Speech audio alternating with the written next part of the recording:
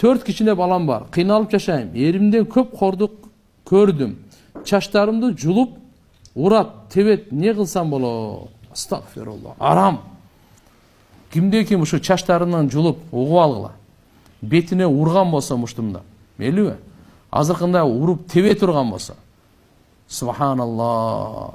Бул өтө чоң арам иш кылган болот. Зулумдук болот. Пайгамбарыбыздын сүннөтүн аткарбагандык болот. Пайгамбарыбызга баш ийбегендик болот.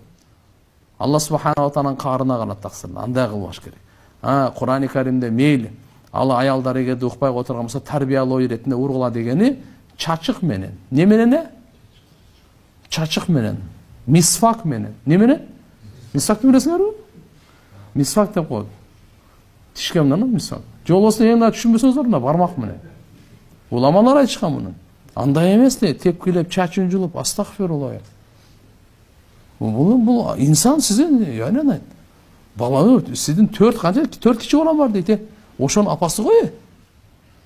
Кабырга барганда жооп бербейм деп ойлойт окшойт. Бул аял кул эмес.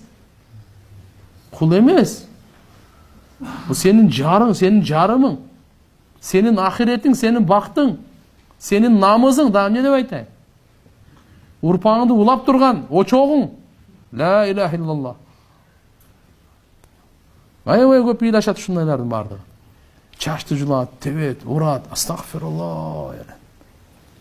Ла илаха иллаллах. Динсиздик. Кудайдан корку, ахиретти, өлүмдү эстөө жок да. Ушундай болот да эмне болот анан? Ошон үчүн иншалла карайлы туугандар. Пайгамбарыбыздын таалим тарбиясына амал кылайлы, ошого сугарылайлы.